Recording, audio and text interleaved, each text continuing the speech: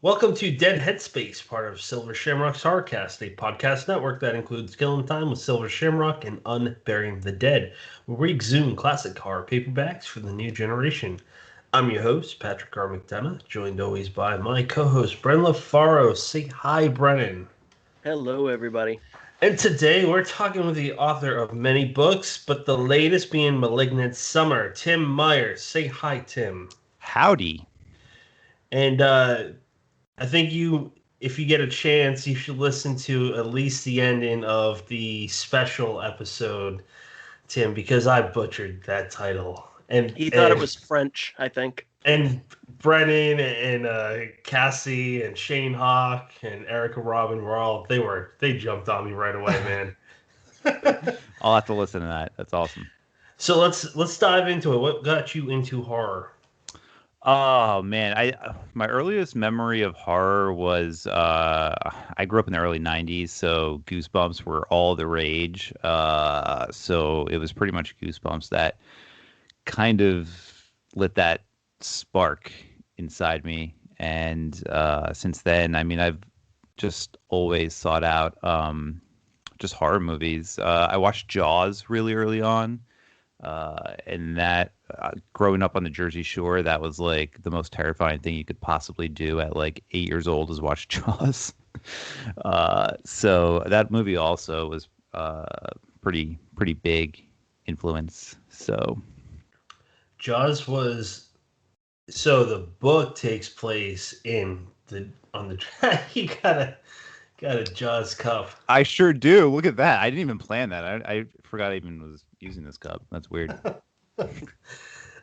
So the book was based in the Jersey Shore. The film was in Martha's Vineyard, and I mean, growing up in like the Cape was pretty much my second home. Like I'm pretty sure Brendan can back me up. Like if you're from the Southeast in Massachusetts, like you always go to the Cape for the summer, and my wife would always like tease me about being afraid of sharks and like great whites, and it's because of Jaws. Like I saw that.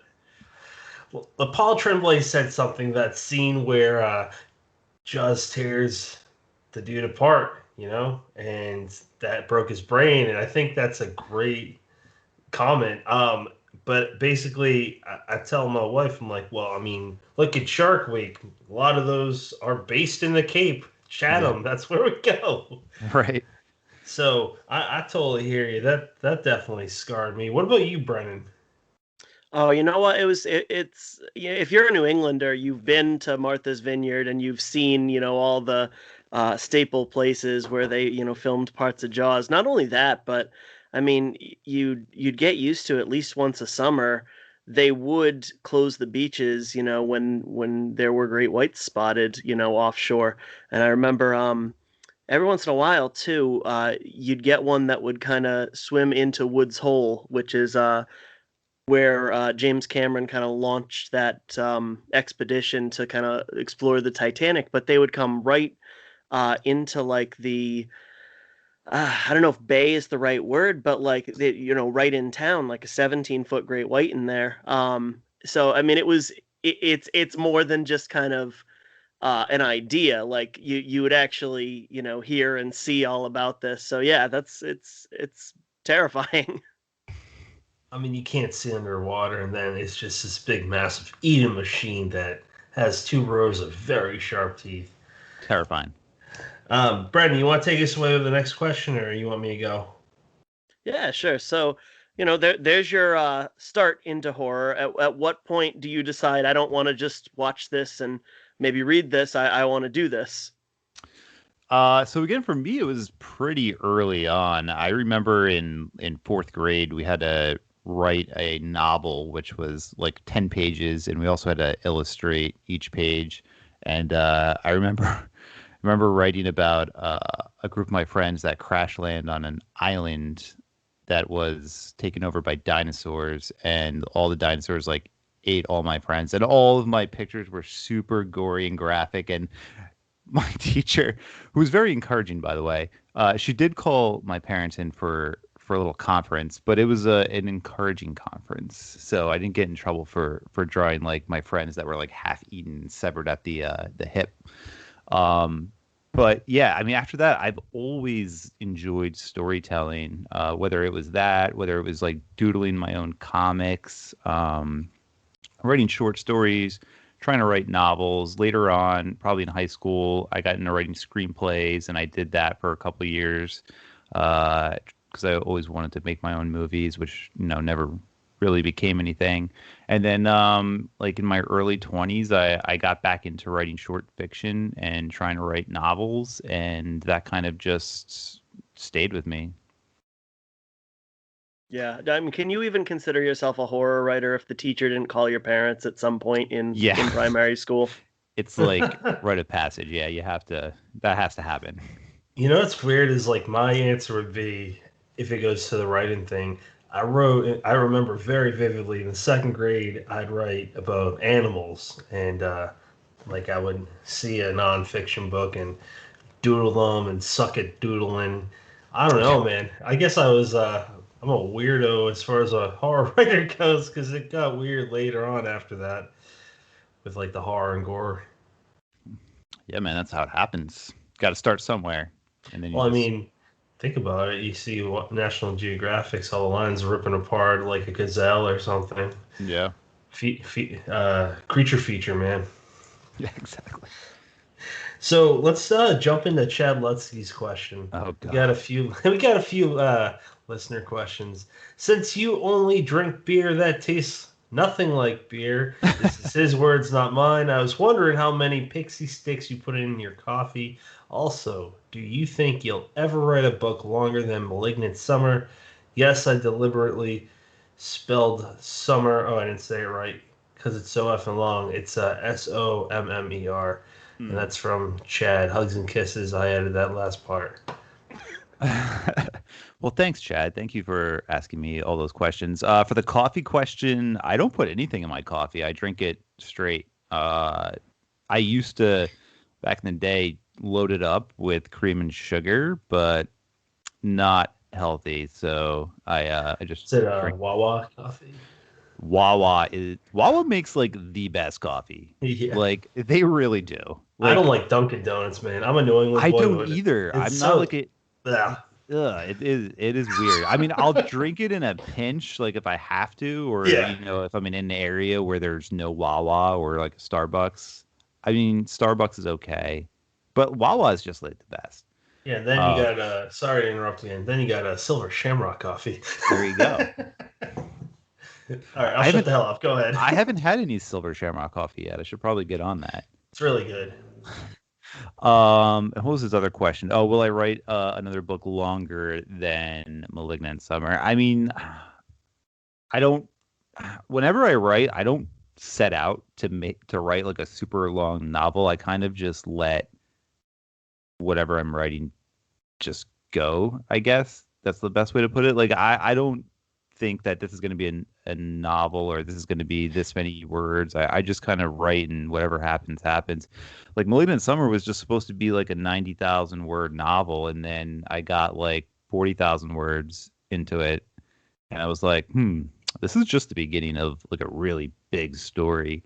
And so I just kept writing. I remember actually texting Ken because Ken we came up with the story, but I pitched him the idea before I wrote it, and he was very into it. So when I started writing it and I realized it was going to be huge, I texted him and I was like, this is going to be like a 200,000 word novel. Do you have a problem with that? And he was like, no, just whatever, man. Just as long as it's not like overly bloated and super descriptive and the story flows. So I guess I did that because he accepted it. But yeah, I don't usually plan word counts out before I just go. So I can't really answer that completely, but probably. I mean, I would love to write like a giant fantasy novel that's like 300, 400,000 words. I think that would be really awesome. Oh man, yeah, that'd be fun. It would take me kind of. To write it, but go ahead, Tim. Oh, I was just gonna say it would take me probably like 3 years to write it. Oh, dude, that's so long. Don't you have a full-time job too? But you got a family, so exactly. So whatever. It is what it is. But related to that whole idea of word length, didn't you just finish writing another one that's coming in around 130? Yeah, it was like 136 the first draft. The second draft I cut down to like 128. And then I just recently was like, you know what, I could take this whole storyline that's in it out and it would still be the same novel, just shorter. So I did that, and now it's like just under 120. And I did that because I'm submitting it to a few presses where like 120 is like that's like the max that a lot of presses have as like their word count range. So I had to kind of cut it to under 120, and it still works though. So maybe I'll keep that extra 8 though for like a limited edition or something. So I mean, you kind of answered this before, but when you got to that 40,000 word mark in Malignant Summer and realized this is going to be a big boy, is there any, you've written a lot of novels. Is there anything different about that you have to go about, in the process of writing something that's gonna be this monstrous? I mean, for that particular novel, I just wrote.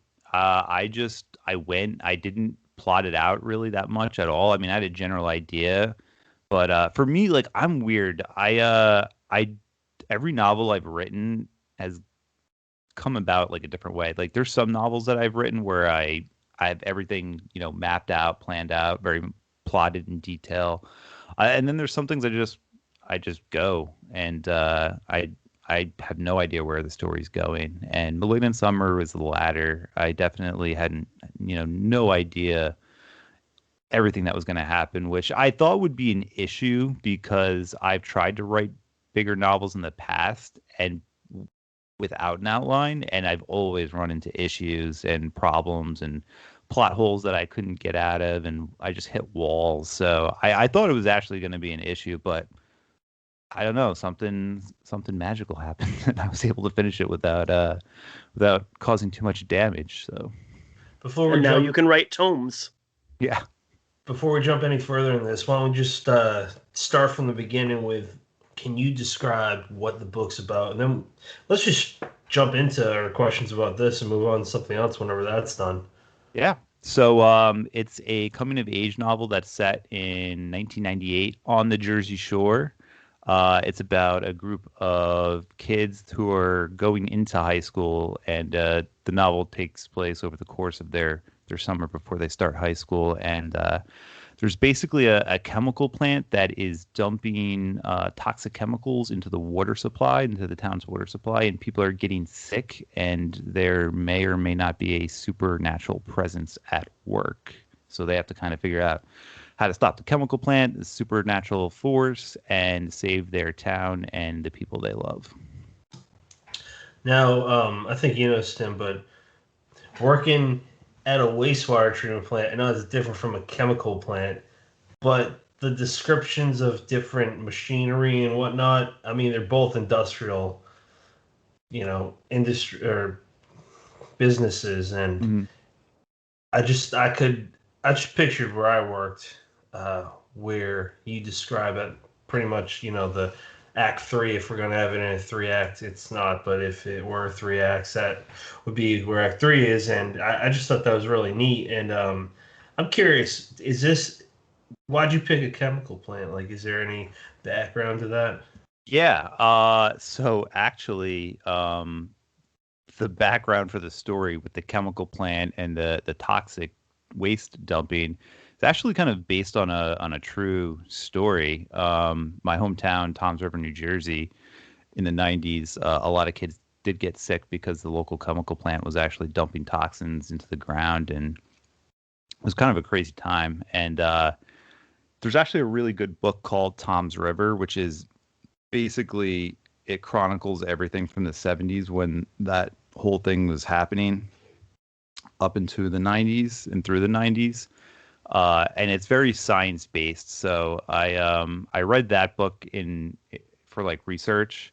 Also lived in Toms River when it was going on, so that was also kind of research. And then I worked at a nuclear power plant for a little bit So like that, even though that's also different from, you know, a waste plant and a chemical plant, like you said, they have like similar, you know, machinery and Yeah. components to it. So I kind of use my experience from that as well. So Was that up north? no, that was actually in the town that I live in right now. They Oh, okay. they just actually closed down. It was like the oldest operating nuclear power plant in the country, and they just finally closed it after like 50 years, 50 plus years. So Dude, living up in Massachusetts, it's like a bunch of towns are named after Native American, you know, big Native American chiefs or tribes. And coming down to New Jersey, there's a lot of, maybe they are Native American as well, I don't know, but there's a lot of weird names like Brick, Tom's River, Egg yeah, Harbor. Then you got three towns in a row, but there's a lot of townships. Egg Harbor Township, was it Egg Harbor City and Little Egg Harbor? yeah. Little Egg Harbor is a town, and Egg Harbor, I believe, is a township down kind of by like Atlantic City area. And Little Egg Harbor is actually like 10, 15 minutes from my house, so it's pretty close. Little Egg Harbor. Oh, okay. Wow, you're a lot closer to me than I thought. That's funny. Um, I don't know where I'm going with this, so Brennan, why don't you jump in? Let's talk time period. So, I mean, one thing I love that I'm seeing in a lot of, or more and more, let's say, coming of age horror now is that kind of 1990s time period. You know, I love reading about the 80s, but you know, I was 5 when the 80s ended. I don't remember them super well.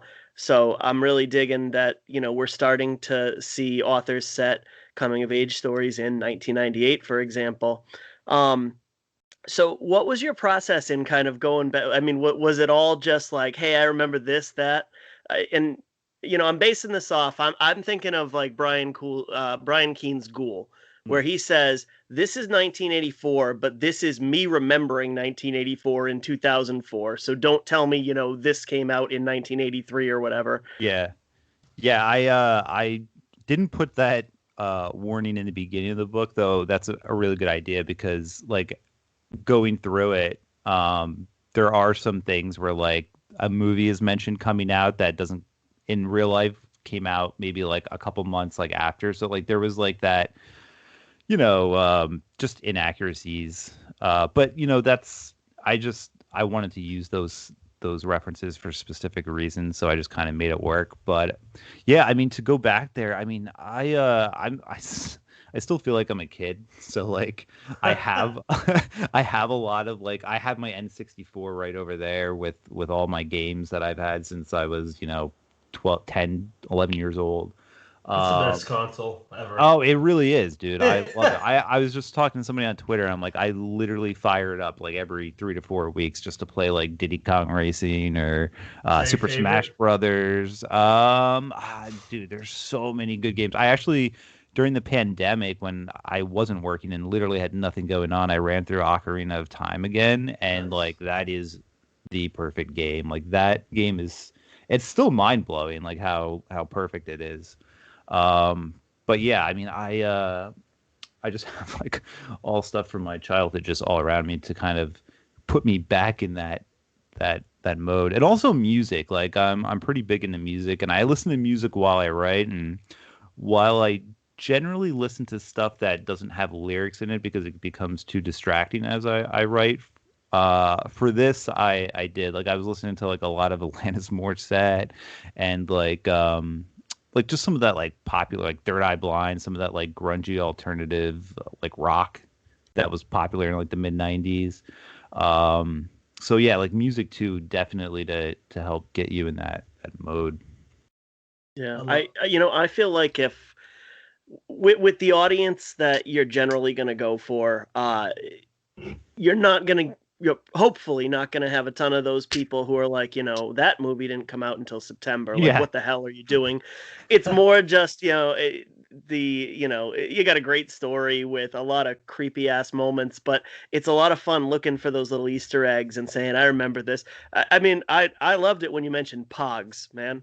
Pogs. You remember Pogs, dude? Those Yeah, were Of course crazy. I remember Pogs. I was in grammar school when those were big. Oh God, it was outrageous. I remember like having those like sleeves, those like plastic sleeves where you just jam them all in. I had like friggin' 30 of those things and they're all stuffed. And like like how stupid were those things, like looking back on it? Like what were they? Like they were nothing. Like it was just like a cheap piece of cardboard that had like weird stuff printed on them. Pogs, Game Boy, Pokemon, and Fireball yo-yos were, I specifically remember all those were like the big thing when I was in grammar school, going into middle school. Yeah, I missed the Pokemon wave. My brother, who's like a few years younger than me, he got really into the Pokemon craze, but it just missed me by, a couple of years. But yeah, I mean, Game Boy was huge. I remember we had the Game Boy when the Game Boy Color came out, like that was like all the rage. And Yeah. My mom, bless her heart, wanted to get us the Game Boy Colors, but like the only color they had at the time was like hot pink. Hmm. And she was like, I'm just gonna get you guys hot pink for Christmas or whatever. It was like I think the only gift that we got that year. But who cares? It was awesome. It was a Yeah. Game Boy Color, and I played the shit out of that hot pink Game Boy Color. You guys, we are the generation who, had to blow in cartridges if you wanted to play a video game. Oh man, that was the worst, by the way. I have a N64 next to my NES in the next room, and I just like kind of like looking at them sometimes. When my son turns 3, I told my wife, I'm like, he's gonna start playing video games, and that's when I got my first NES, Super Mario Brothers, on a 12-inch monitor. Oh this man, big old fatback monitor, and I don't know, man. It's just like kids, especially nowadays, like we talked about this in a episode of Vic LeMay Miss. I'm not saying my kid or your guys' kid could be it, but he could turn into an e-athlete and make a shitload of money. yeah, that's true. I mean, it's a career now for a lot of those people streaming and stuff. Like, oh man, if we had that when we grew up, I'd be killing it. Well, we were the last generation to. There was the internet, but we were kids when the internet was at its weird teenage puberty stage, where it had DSL and it turned into very slow. Like we had the not routers. They had something for like internet connection for the PS2 and other consoles, and those weren't very good. But now, like, your fucking phone has more everything better than like the consoles we grew up on and the computers. It's wild. I remember when the first Halo came out for Xbox. Oh, that was huge. Huge. And my friends, there was like a website that you could go to and you could hook your Xbox up to the computer and like run it through the website so you could actually like play other people on it. Yeah. It was like mind blowing at the time. And now it's like now you don't need any cables. Everything's wireless and you can just go on and play people like that. But like back in the day, it was like you had to like rig it all up and like it was just crazy. The weirdest thing for me was like AOL chat rooms. Like anyone could jump in one. There's no pictures of you, and you could be talking to just like a fucking pedophile, and you're in the 7th grade. It's super weird. It is weird thinking about it, but at the time, like we didn't think anything. Like we would just hang out in those chat rooms and talk about like wrestling or WWF or whatever you were into at the time. Counter-Strike was huge. I used to love Counter-Strike. Yeah, Tim, I don't know where we go from here, but Brennan, do you want to take us to I don't know why I was asking Tim like he was going to leave the conversation. He's the guest. Brennan, why don't you take us away, bud? I'm getting I don't know where we're going to go from here, so why don't you lead the pack, sir? All right, so we can always backtrack this if you'd consider it spoilery. But I feel like with the explanation you gave with Tom's River, it's not really. So I mean, you could almost lump this book into eco horror. Was that a consideration? Um, I guess. I mean, to me, like eco horror is, I guess, like the Earth kind of like fighting back. For me, it was more of like this chemical plant was doing nefarious things and well, pretty much intentionally doing nefarious things, and it's more of like people doing terrible things to other people. That's kind of more where my mind was. Have you guys watched Chernobyl on HBO?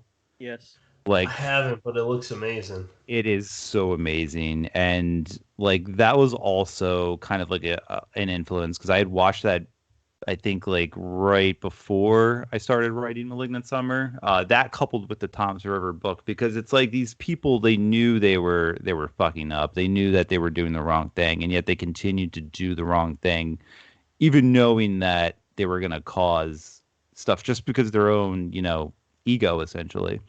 So like that was kind of like the main driving force before through Malignant Summer, rather than like the environment itself kind of fighting back. That was just kind of like what the cause and effect of their poor decisions. Yeah, semi-related, but that show Chernobyl was an absolute masterclass in tension. So good. So that some of the aspects I'm thinking, like when I can't think of the terms, but like when they were in the basement with the Geiger meter, I guess, and oh my gosh, the tension building in there was just It's one of the best things I've seen that they've ever put on television. And HBO puts out like some phenomenal stuff. But yeah, I mean that's a true horror story. Like that is a horror. That's the 6 episodes of straight horror right there. Yeah. Because it's so real and just like everything that happened, and when you find out like that, spoiler alert, if you don't know about the Chernobyl story, that happened so long ago. Yeah, it's like they almost intentionally did it because they knew what would happen if they did it, but they did it anyway. So, and it's like kind of infuriating actually to watch. It's like I got really pissed off. Pat, you want to jump in? I didn't watch it, so I don't have anything interesting to add. Oh, that's okay. Watch You can it, steer man. us in a Watch new direction. Sure. I'm actually. Beer questions? We could talk about beer. Well, I was gonna actually jump to Mike Clarkey's question. Oh shit, I had it. Where is it? Hold up. Wait a minute. Here we go. Mike Clark asks, author of the Patience of a Dead Man trilogy, very good series. Name his top 2 NEIPAs, New England Indian Pale Ale. Mine are, so he just jumps into like, it's not even a question mark, Mike. So he just jumps into mine are 1, the 87 by Night Shift, and 2, Cloud Candy by Mighty Squirrel. Are those beers or drugs? Those are beers. Okay. The thing is with like craft beer is that they're kind of local to your area. Like, I mean, I don't think I could get what he just said by me. So I don't even know if like my favorite IPAs you could find anywhere else but like the Jersey Shore. So I'll do like one that you can get local, and then I'll do one that you can buy like pretty much everywhere. So the local one, there's a place in Lakewood called Icarus Brewing. And they make this delicious IPA called Spelt Check. SPEELT. Yes, check. I think they spell check wrong. I think it might be CHEK, I think, just because it's like spell check and I don't know, it's funny, I think. But yeah, that one is really good. And then for one that you could probably get everywhere, Voodoo Ranger. Oh yeah. Yeah, they're kind of everywhere. You could get them, I think, across the country. So They make a really good hazy, juicy IPA, which is like the New England style. So For New Jersey beers, Forgotten Boardwalk's probably one of my favorites. Some in Flying Fish. Flying Fish, yeah. But for Forgotten Boardwalk, they got this funnel cake one, man. And it's for me, it's enough. It's like 6 point something% alcohol, but I really like it. Kind of tastes like funnel cake, and I'm a fat boy, so. This one's pretty good too. It's Long Trail, which I think is up by you guys. I think they're in Vermont. It says right on there. But yeah, this is also a hazy, juicy IPA. It's Green Mountain Haze. Nice. And yeah, they make good stuff. So Have you had Cape May Brewery? oh, Cape May's great, dude. I love Cape May. Yeah, they're delicious. I mean, there's too many damn beers. Hey, you know what? Let's just jump into that real quick. Aren't you having a signing soon at a brewery? Yeah, I've got a couple things coming up. So one is, oh God, I gotta check my dates. I think June 19th. I'll be doing a signing in Pennsylvania, like a half hour outside Philly. I forget the name of the town. But I'll have it posted on my social media soon. We're just like hashing out like the times and whatnot for that. So that's June 19th, and then Who will that be with? so far all I know is Amanda Headley is kind of organizing it. She has a book that comes out June 1st as well. So yeah, we're kind of like coordinating a signing to do out there by her. I don't know who else is going to that. I think there's going to be like 3 or 4 other authors, but they're yet to be named. But her book is called Till We Become Monsters. It comes out same day as Malignant Summer, and we'll be out there June 19th. I think it's an outdoor signing too, an outdoor brewery, which will be cool. So if you're in the area, definitely keep an eye out for that. And then I'll be doing another signing in July on the 24th. It's like that last Saturday or second to last Saturday of July, and that will be at Second Time Books in by you, I think, Mount Laurel. Yeah, that's like an hour north of me. Oh, you're that far south? We'll talk about it after. Yeah, so yeah, Mount Laurel, which is like probably like a half hour from Philly, but east a ways. I'm south of you though. I don't want to say. I just want to be, because I was kind of short there. I don't want to say what town I'm in because I don't think I have said that. But I'll tell you after we're done talking. Oh, for sure.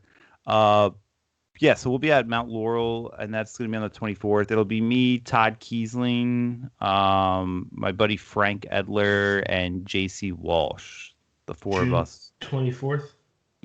July 24th. Oh, July 24th. Yeah. Oh, well, that's just missing Armand Rosamalia and Chuck Buda. Yeah, well, they're out of state that week, so, you know, it happens. Okay. Brennan, do you want to jump? No, I want to follow up that real quick. Are these the first events you've done since like last March or before? Yeah. Oh, wow. When COVID hit, I went on lockdown, man. I'm like high risk, so I went on complete lockdown. I haven't been anywhere really. Yeah. But now that I'm vaccinated and both signings are outdoors, so I feel comfortable enough to kind of get back out there. And plus, the numbers are going way down by us. So actually, today is the first day in New Jersey you can actually walk into a store without a mask on if you're vaccinated. So I didn't know that. Are they going to look for your card? Like that's the problem. I don't think so, man. No, honor system. No. There's no way. Honor system, great. But I did go to the liquor store today, and I was actually surprised. There was like probably like 70-30 people were actually wearing masks, so that's good. I mean, even though I'm vaccinated, I'm still in mask mode. I'm still I'm still not ready to give it up. I still like looking like a Mortal Kombat character when I go out in public. Man, Yeah. I wear a mask too, like when I'm out and stuff, because like here's the thing, it's not even COVID related for me. It's like I'm vaccinated, so it's like my immediate family. I haven't been, besides this one fucked up stomach bug that hit me like a brick house, which happened around the time I submitted a story about a bug that fucks up a bunch of people that can at the same time. Um, I've been good sick wise. I Yeah. haven't. Yeah, it's weird. I haven't been sick either, like all year. And I'm Because people are usually, gross. yeah, it's true. It honestly is. And we didn't send my kid would get sick all the time at school, like every few weeks. It was like he'd just be really sick. And since we pulled him from school, he hasn't been sick once Yeah. since the whole pandemic. That's I usually get the flu every year. I didn't get sick last year. I haven't been sick in like almost 2 years. So it's been it's kind of been. There might be something to the mask thing. We should all just maybe wear masks. Well, I remember that in certain parts of like Boston and the outskirts, is it Quincy or North Quincy that's heavily populated with Asian people, Brian? I don't know off the top of my head. I always mix the two up. Well, whatever it is, it's the Asian population that almost all of them wear masks. Yeah. Like way before the pandemic happened. And I always thought that was weird, but I think it's because they were used to it. Yeah, it's a part of their culture over there. So I mean, yeah, it's so weird, like watching people's like object to wearing a mask. Like it's crazy to me. I don't know. That's probably a whole other podcast, though. How respectful is it too to kind of make that to have that as part of your culture? Like, I mean, think awesome. of 2 years ago, like you're sniffling, you're sneezing, but you get elected to go out, as the member of your household who picks up cold medicine, and you're sneezing all over shit in the store. It's gross. and you never thought to put on a mask before, but it's been normalized now. So yeah, I mean, I for one embrace it. Yeah, I'm the same way. So hopefully, but people, you're right, Pat. I mean, people are disgusting, and it's not going to change. So I mean, I've heard fucked up stories of fast food restaurants, for example, where someone gets sick because some sick bastard scratched his ass and then made a burger. And dude, I used to work. It's been years, so I'll talk about it now. But I used to be a Teamster up in the Boston area, and I was a driver's helper. I was trying to be a driver, but laid off because that's what they do there. But anyways, I delivered throughout Massachusetts and in the city of Boston, and Chinese restaurants and Irish pubs and Portuguese restaurants mainly, because that's like the three heavy populations where we went. They may look nice where you eat, but they are disgusting behind the scenes. People are. Let's just end this section when people are fucking gross. Yeah, we're gross people. Which brings us back to Malignant Summer. So, yes. Mother, without going into too much details, she is a scary bitch even when you know what she's about. But at the same time, and I don't think this is spoiler territory, you tell us all about her, but there's still a certain aspect that we don't really know everything. Yeah, it's I mean, there's like an origin story that gets like mentioned in it, but I don't know. Sometimes the villains in horror novels, if you give them too much, they kind of take away their scariness. And so because it's a supernatural horror novel, I felt like I needed to keep some of that secrets. So like you really don't know how to feel about it. Should you feel bad for her? Should you what is she exactly? I feel like a little bit of secrecy actually kind of goes a long way in that regard. So but yeah, I loved creating that whole antagonist, and yeah, definitely one of my favorite antagonists that I've created. Yeah, I mean, realistically, if you were down for it, I could see it being kind of like not a slasher series, but kind of in the same vein of a series. I could see you getting away with that. Yeah, I don't know if you're gonna do it, but I'd I buy don't. it. I don't have anything planned for that. So, but I could see, I could definitely envision something. Just be like, hey, Ken, I got a 300,000 word story. You want it? Sure. It's funny. I was talking to him the other day, and he's like, we were talking about maybe doing another novel, and I was like, yeah, maybe I'll just do a winter novel because I haven't done like a big winter novel yet. You know, like Dreamcatcher or like Story. Ghost Story, or what was that Dan Simmons one? Winter Haunting, I think, I don't right? know the name. Uh, but like I haven't done like a big winter novel, and I was just like, you know what? Maybe I should just call it Malignant Winter. Would the protagonist be mother? Well, actually, I mean father. There's I think it's in Wampanoag culture where, man, I might be butchering this. In a Native American culture where the god is like grandmother. Hmm. I thought that was really cool. It could be really scary or really loving. Yeah. I just derailed your thought. I'm sorry. No worries.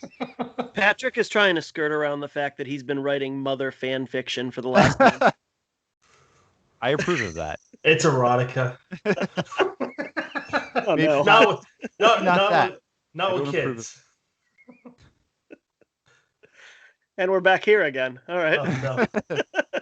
Derailed.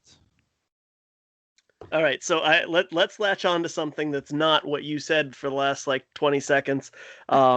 So let's talk about the summariness of the book. So I mean, it's the Silver Shamrock and yourself set it up to be like the kind of big indie summer release. You guys have been hyping it up for a long time.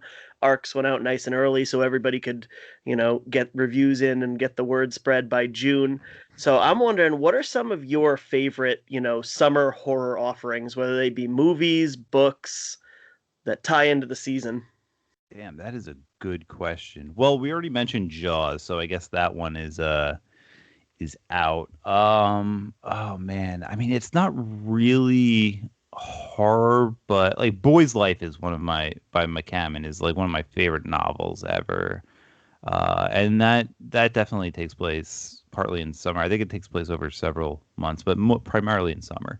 And oh man, that's just such a perfect novel. I think it's a perfect novel. It's definitely like in my top three. And sometimes when I think about it, it's number one. But King's It is another one because that also takes place in summer parts of it. Oh man. I have to really think. Keen's Ghoul, I think, also is kind of like summary, in a way, in a different way. I'm looking I at feel like it has to be. The kids aren't in school. yeah, exactly. I love the ending to that book.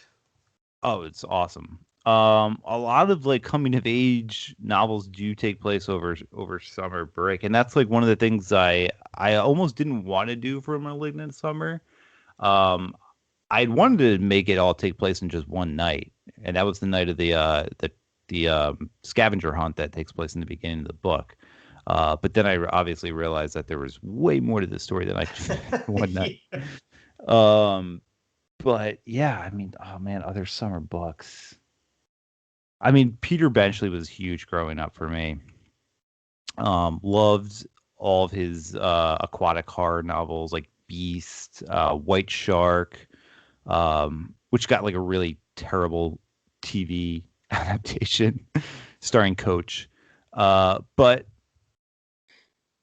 Peter Benchley's novels for sure. And then movies like I don't know, like vacation horror stuff like The Ruins is another good one. Like I just recently rewatched that movie and I read the book a few years ago and they're both really good.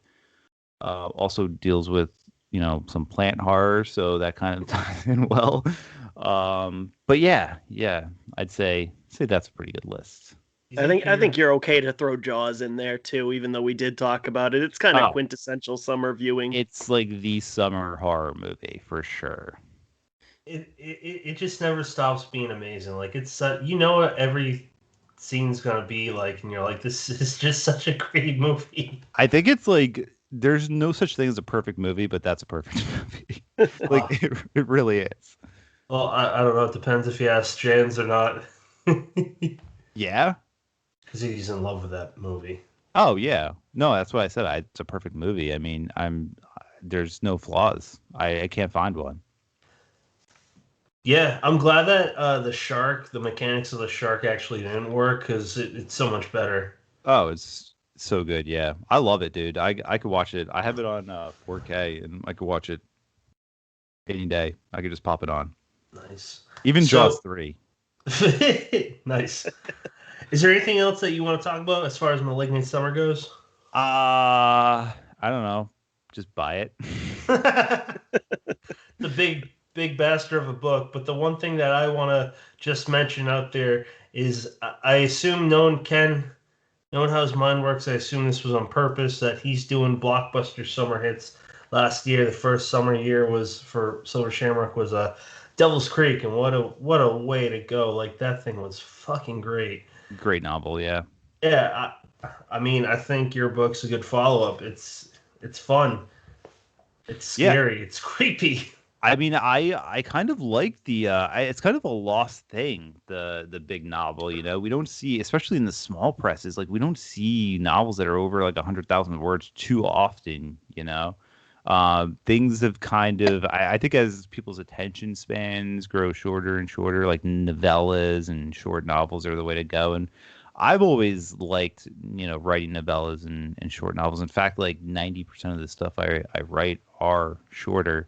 But oh man, there was like when growing up, there was nothing better than buying like the new Stephen King book that was like this thick and just cracking that bad boy open and just like spending the entire afternoon just engulfed in that book.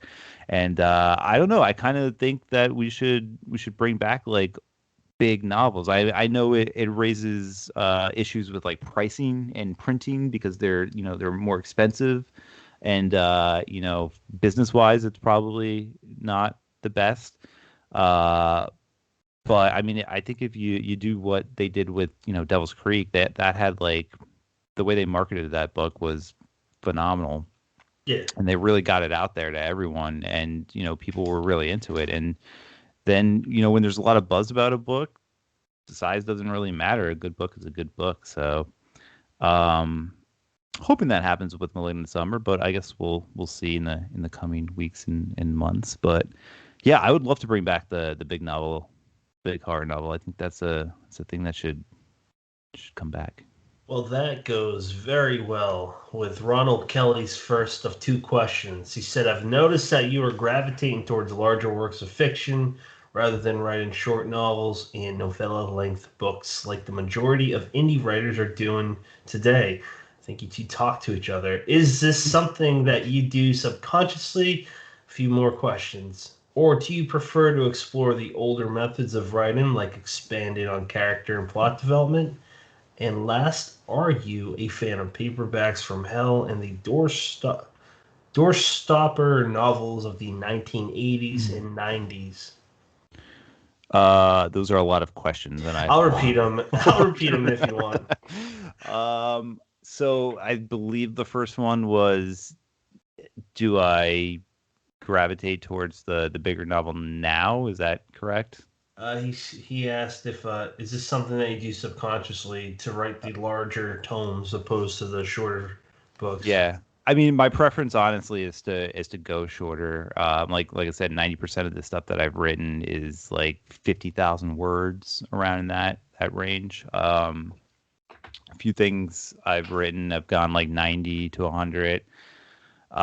This was really, I shouldn't say that, because the first novel I ever wrote was like 170. But this is, since then has been the biggest thing I've ever written. So I don't, like I said, I don't plan out what I'm gonna write before I write it. Like I don't set word counts or anything. I can have an idea like this is gonna be a novella, and then it snowballs into a bigger thing. But I don't intentionally go there. So Okay. Yeah, and then he followed that up, and you kind of just answered that. Or do you prefer to explore the older methods of writing, expanding characters and plot development? Do you have anything to answer that, or you want me to go to the last question? I mean, I will say that character I think drives up word count. So like I feel like the more characters you have in a book will obviously, drive up that word count. So I mean in some of my shorter works like the Switch House where it has like, basically we follow around one character, that was, 40,000 words. If I had followed around several other characters, then it could have easily been 100,000 word novel. Yeah. But I mean in Malignant Summer we have like 20 different POVs and it's like it's so big and so character definitely expand your plot. The more characters you have and the more POVs you have is going to just drive up that word count naturally. So Yeah. Yep. And then the last question was, are you a fan of Paperbacks from Hell and the door topper novels of the 80s and 90s? oh yeah, I mean I love Paperbacks from Hell, the Grady Hendrix book. It's on like a very nice stand up there on my shelf. And I have a pretty good collection of old school paperbacks. So yeah, I love it. I mean, when I really got into reading horror fiction, again, because I grew up in the 90s and the late 90s, and I really got into them kind of like early 2000s. So for me, it was the leisure novels. So those are kind of those were my go-to, and those were kind of shorter. Those were about like 90,000 words. A lot of those. Yeah. Didn't see too many that were like thick books, but like I said, I love a thick book. There was nothing better than cracking open an old King novel. And the last question, which is comment followed by question. I've got to read Malignant Summer. I don't know if you liked it or not. He doesn't say, but he falls. Probably hated it. I'm going to assume he didn't like it. So, Ron, that's what you meant, obviously, right? Okay. Will he be at Scarezakir? I would like to know that too. Oh man, I would love to be at Scarezakir. I've gone the past like 4 years, and it's an amazing time. This year, unfortunately, I'm going to have to pass just because of like family obligations, but I really want to go. I was like even trying to make it work so I could just maybe go down that Saturday and just like spend the day, but I don't think it's going to happen. So unfortunately, not going to make it this year. But next year, I'm making it happen for sure. And you know what? Self-promotion real quick, because that goes along with this. Ken McKinley gave me the okay that I will have a spot at the table promoting this show along with the Silver Shamrock Horrorcast. And he also gave me the okay to push the anthology that came out today. Not the date of the airing of this episode, but the date of the recording of this episode. Matt Wilderson's Dark Words, I Can't Speak. And it focuses on folklore and urban legends. And it's a forward or an introduction by Brian Keene. So it's, if you're into that, I'll be selling them there. Matt's not going to be there. I was pretty bummed about that, too. I don't think Keen's going either. I don't know. I think he said he wasn't. But, yeah, I got no idea. So, yeah, look for me with Ken and Todd Kiesland at the Silver Shamrock table with my little cute son. That's about it. Don't feed him. Brennan, what do you got, bud? What does he turn into if you feed him? Well, he is like a mogwai. So, Tim, let's talk about you just announced the other day getting hooked up with the Rights Factory. Yeah.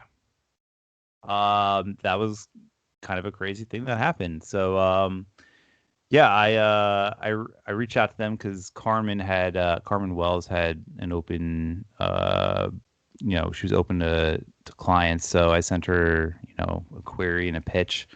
and she was into it, so we signed a deal, and so now she's my agent for film and TV. So I'm super excited about that, and still kind of new and learning how that whole stuff works. So I don't know exactly how everything goes down, but from what I understand, it's just we're going to be pitching some of my IPs that are already published and stuff, and try to get them adapted for film. So who knows if anything will come with it, but I'm really, really excited to be working with her in the Rights Factory and maybe trying to get some stuff adapted for film. Yeah, good for you, and congratulations. Oh, thanks, man. Obviously, it's new, and so even if you've started discussions, there's not really going to be anything you can share. So let's go totally hypothetical on this one. If you could choose something that you've done to be adapted for TV or film, what would you pick, and how would you want to see it adapted? That is a good question. So I mentioned earlier that I was really into screenwriting when in high school. So that was my first love with actually writing stories. I mean, I know I experimented with short stories and novels prior, but I really got into screenwriting, and I kind of let it go when I started, becoming more serious about prose. So over the pandemic, really early on, I was like, you know what, I want to kind of get back into screenwriting a little bit and kind of just experiment. And I mean, I have all these stories to adapt, so why not try my hand at something? And so I picked The Switch House to kind of just take that story and put it into a screenplay. And I did. I wrote it in a few months and did multiple drafts and tried to work it out. And it was fun. It was a good break from writing prose. And I highly recommend it, too, if you're ever looking to kind of just take a break, give your brain a break from writing prose and just maybe do something different. Writing a screenplay is completely different. It's a completely different medium, and it's just writing-wise, your brain is in a completely different mode. So it's really a good exercise. But yeah, I did that. I adapted it, and I was kind of proud of it. So, but I didn't know what to do with it. There was what am I going to do? I don't have money to go make a movie. So I found some competitions and screenwriting competitions to enter the screenplay in.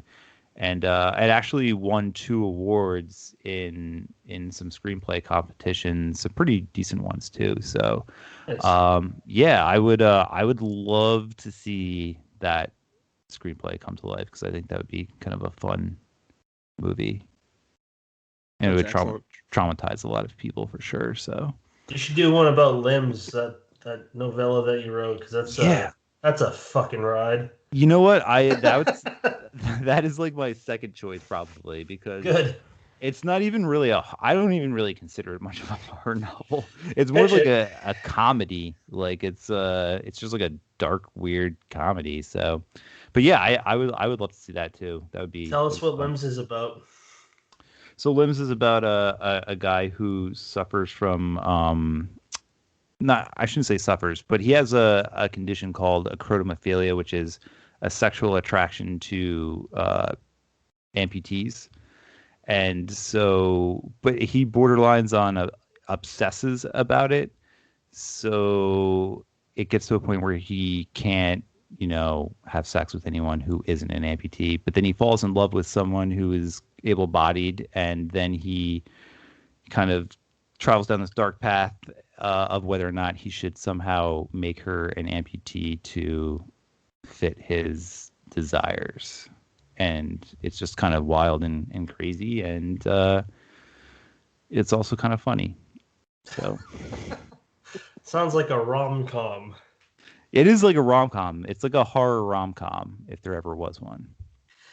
Brandon, why don't you read the question from the from an admirer of Tim. The reader question. All right. Mm-hmm. Yeah, we haven't talked about beer in a while, and last time it was accidentally positive. So, all right. This reader would like to know how you're able to create such wonderfully horrific stories when you have such a terrible taste in selecting your beer. Is it easier to be sadistic with your characters when you have such a blatant disregard for your taste buds? I feel like that's a Ken McKinley question. Like, I don't know. The readers just left their name as McKinley, so oh, I knew it. I'm not even going to answer that question. yeah, fuck you, Ken. Yeah, no. Listen, IPAs are delicious, and I will not apologize for enjoying them. So It sounds like a question from somebody who has a garage full of 5-packs of IPAs. yeah, he's always like, I bought all these IPAs. I'm never gonna drink them. I'm like, why'd you do that? Like, I feel like he's trying to like seduce me or something, and try to like get me to go over to his basement. It's kind of weird, but he has a lot of IPAs, so I'm also kind of into it. You should write a story about that. It's definitely a conundrum. I don't know where to take us away from there, man. My brain's just thinking about Ken luring him into the fucking garage. Well, he knows my weakness, and he buys a whole, like, it sounds weird, right? Like, he knows my weakness is IPAs. He knows I love them. He buys a whole garage full of IPAs that he doesn't drink, that he's very adamant about that he doesn't drink. So I think it's just a little weird. But again, I'm also into it. I will fly to your house, and I will drink all your IPAs. All right, open invitation. Nice. So, Tim, tell us a little bit about upcoming projects. What do you have in the works? I have like 3 novels that are finished. Probably could use, another pass or 2 on them. And one that's being like sent out, shopping it around. Yeah, nothing that I can really confirm. I don't really have anything. Oh, I have the thing that Ken wanted me to announce on this show, like the exclusive. Let's do it. I've been waiting for that. Yeah, I totally blanked on that. Serves him right for trying to seduce me with IPAs. So I got an acceptance to Midnight Beyond the Stars today. Oh shit! Yeah. Excellent. So Congrats, man. Thanks, man. My short story Virescent Skies will make an appearance. And I'm pretty excited about it because it's a little bit different. I'm actually kind of surprised that he accepted it because it's way different than like your normal Alien story. But maybe I think that's why he also did accept it, because it was kind of different from the norm. So I'm excited about it. I'd ask what it's about, but it's a short story, so let's not ruin it. Yeah, I want it to be like a complete surprise to people. But it's called Virescent Skies, so. Why'd you pick that title? You have to read the story to find out, man. I don't want to I went there. What a terrible question. So far, the people that are announced in it is Gabino Iglesias, Samantha Koyesnik, James Newman. This is all on the top of my head. I can't remember them all. Al going back. Now Tim Meyer, Ronald Kelly, Lee Murray, Quinn Yarbrough. Yeah. Yep. Yes, it's gonna be an awesome collection. Again, I mean the first 2 were amazing. Like the lineups are crazy for the people he got.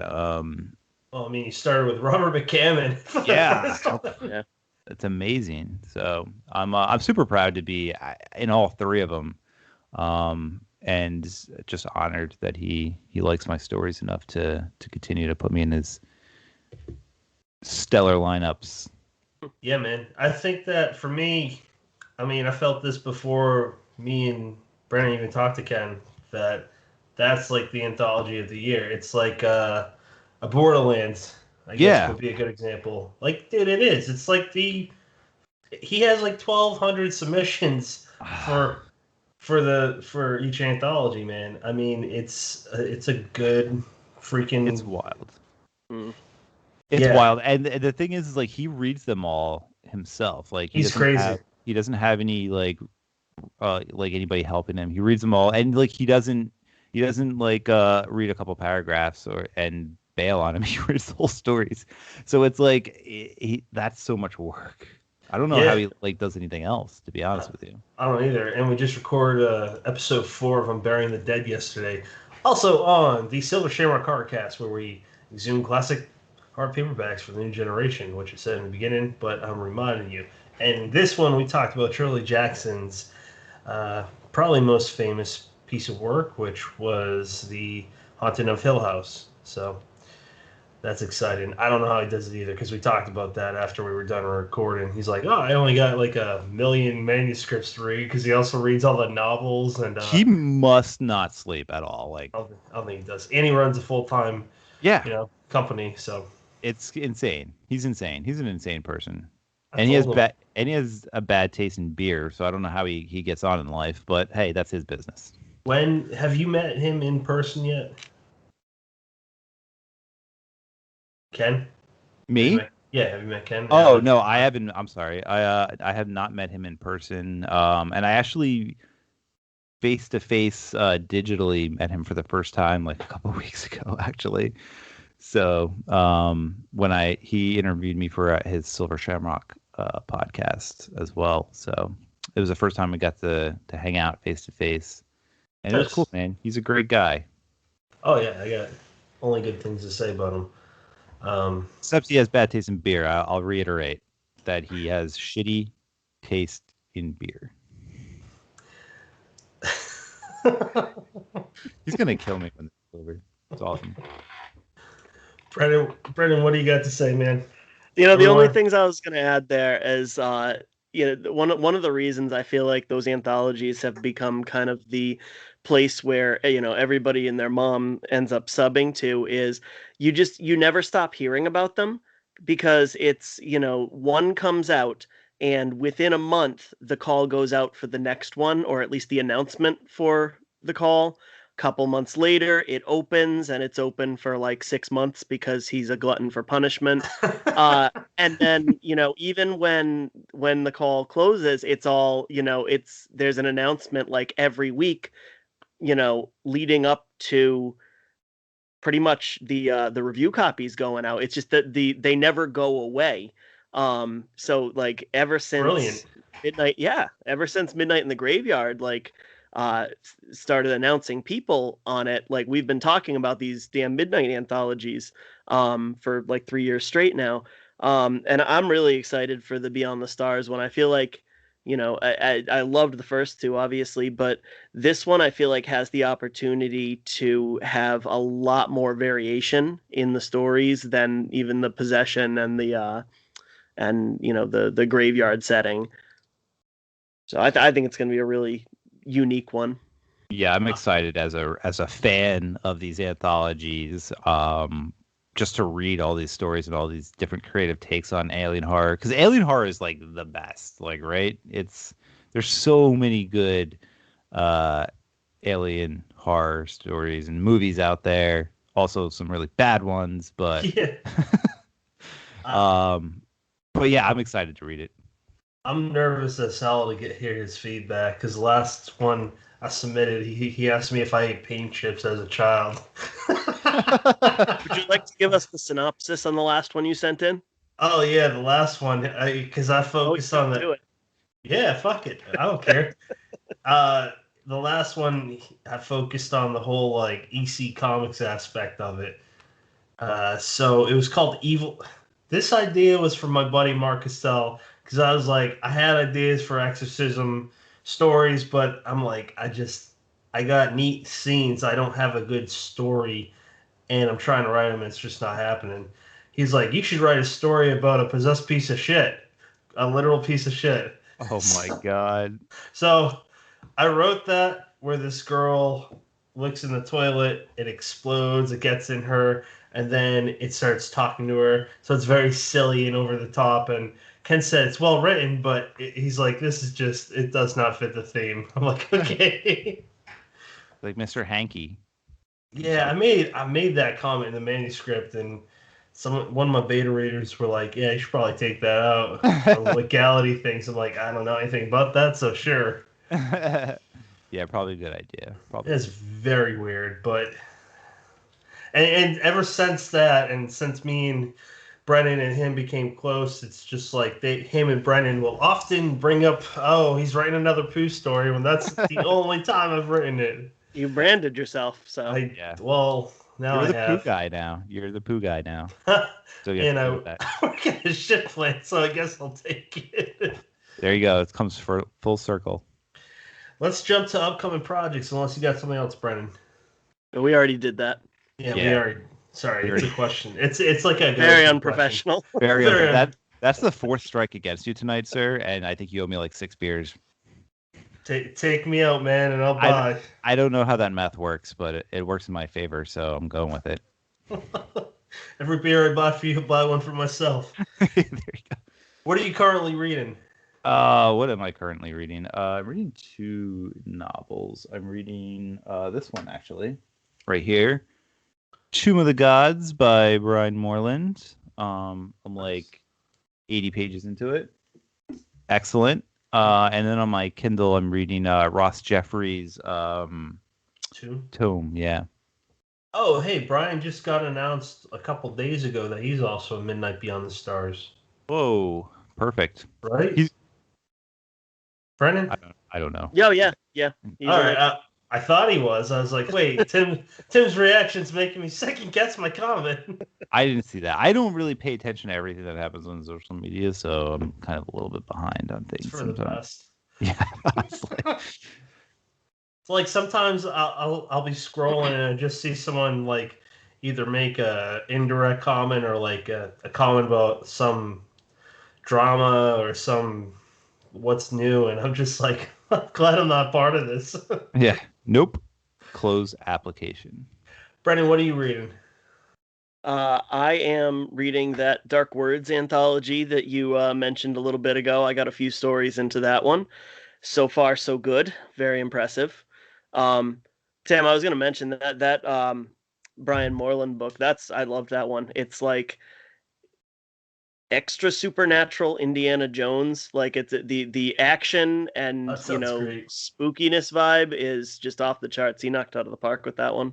It's like I'm like 80 pages in, so it's like building up, and like the build up is so good. It's like I want to get there, and I've read Brian's stuff before. Like his the novels that he put out with Sam Hain were incredible, and he does like historical horror like so good. And like I can't wait till it gets to like the crazy shit because I know it's coming. And there's no dead spots in there. It's you get that nice build up at the beginning, but it's once it hits, it sustains. That's actually the only thing, the only long form thing I've read by him, but I definitely want to read more. Yeah, I mean definitely. He has a novel called Shadows in the Mist, I believe it's called. That book rules, and I read I think I read a novella by him. I think it's called Darkness Rising. Not 100% certain that's the title, but if you can find it and track it down, anything he's written is good. Salvage Season. I was gonna say, not Salvage Season. That's Joe or Lansdale, right? Savage Island, I think. Savage Island. Okay, yeah. Guess I was close. Yeah. That's his upcoming book with Silver Shamrock. Yeah, Silver Shamrock. Because we haven't fucking talked about them enough tonight. Wow. Speaking of upcoming Silver Shamrock books, don't you have a little something coming out? Dude, July 20th. Dude, that's awesome, man. I'm happy for you. Congrats. I am very excited. I just got the second of hopefully a few more blurbs this morning, and I'm really excited to share it. I got 2 authors so far that I just think the absolute fucking world of, who read it and had some very nice things to say. So that's awesome. I'm looking forward to it. I'm nervous as hell, but I'm looking forward to it at the same time. Oh, dude, congrats. I'm so happy for you. So I am reading The Queen of the Cicadas by V. Castro, and I'm listening to the audiobook of Children of Chicago. I was reading that, but then I stopped and restarted the book over when the audiobook came out, and I'm almost done with that. And I don't know, Cena and V. Castro are fucking awesome. Yeah, they're great writers. I actually read Children of Chicago last month, and it was fantastic. What'd you think? I liked it. I thought it was great. And she's coming out with a sequel next year. Ooh, I will buy that. Yeah, man, Cena's awesome. Hey, you know what? We've been doing a lot of plugs today, but fuck it. Speaking of Cena Pelayo, she will be the first guest that we have on for this thing that we're doing called Dead Headspace Spotlights, where we talk with authors in essentially a mini episode. The only difference is It's focusing on a reading. It's about a couple minutes to 5 minutes of a reading of their book. It's probably going to be something new or that recently came out. And then we just kind of break down basic information where people can follow you, a little bit about the story, and it might go on a tangent. We don't know. But they're going to last up to probably half an hour, but we're not going to push it any further than that because they got to stay as many episodes. It's our way to get more authors spotlighted because we want more, but this ain't our full-time job, so it ain't possible. So that's our solution.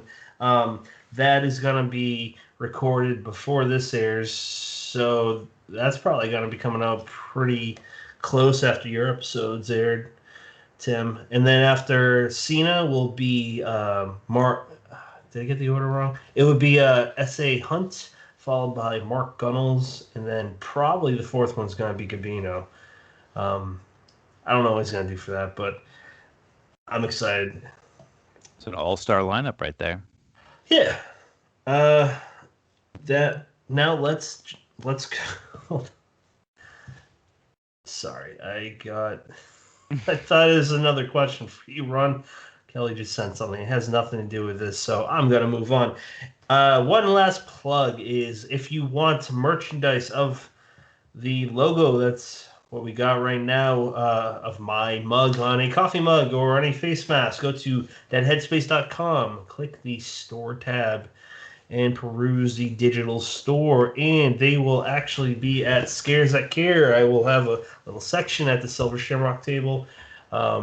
As I said earlier, we'll have some of those products. So if you're into that, check it out. Let's jump to where can people follow you, Tim?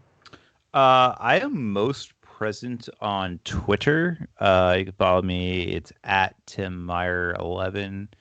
I also have a website, timmeyerwrites.com, that I update not as frequently as I should. But yeah, you can find like important stuff there. And then you can also buy like signed books directly from me through the website. Other than that, also on Instagram. I don't really use Facebook much at all anymore, so don't even really bother finding me there. And that's pretty much it. If not, I'll probably be. You can also find me lurking in some brewery somewhere on the Jersey Shore. Is there a book from your back catalog that you wish had more attention? I mean, you mentioned Limbs before. That's just like such a cool like personal story to me. There's like a lot of like weird, even though it's not like anything that happens in that isn't directly something that I've done, obviously. But like there's just like autobiographical. It's not an autobiography. Let's put it that way. But like there's like a lot of like fun like personal stuff in there, and I don't know. It like I feel like that should have more eyes on it. I feel like it should get more attention than some of my other stuff. But it's a different book than what I've written, so like it doesn't surprise me that it doesn't sell as much as some of my other stuff. But yeah, I'd say that for sure. Yeah, we'll just go with that. Perfect. Brennan, you got any final thoughts?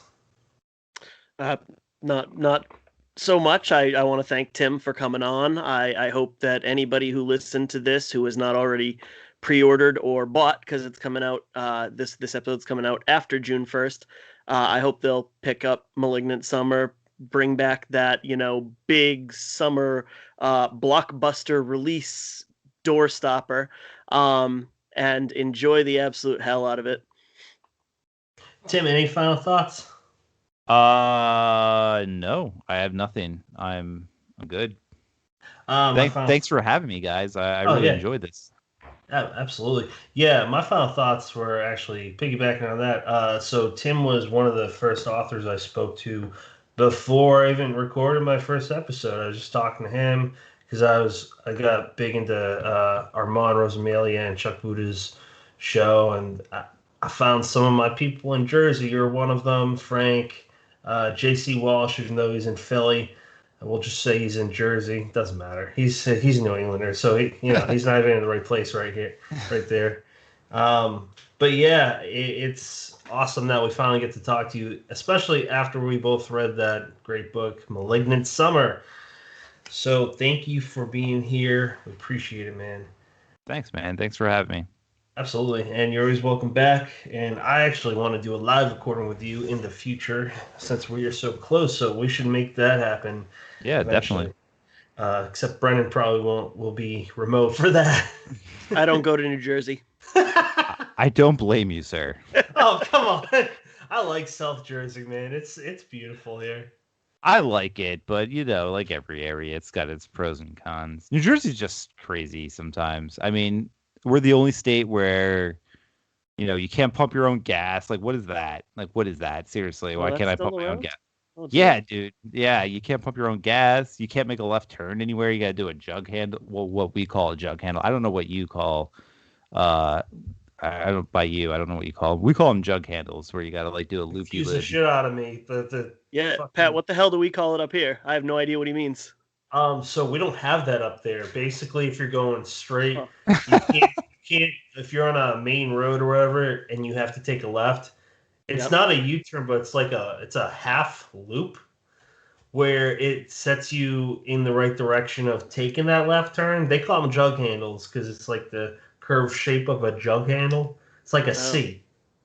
That's stupid. You should just take a left and You damn should the just man. take a- There's Yeah. a You lot can't of do jug that. handles. You'll get arrested.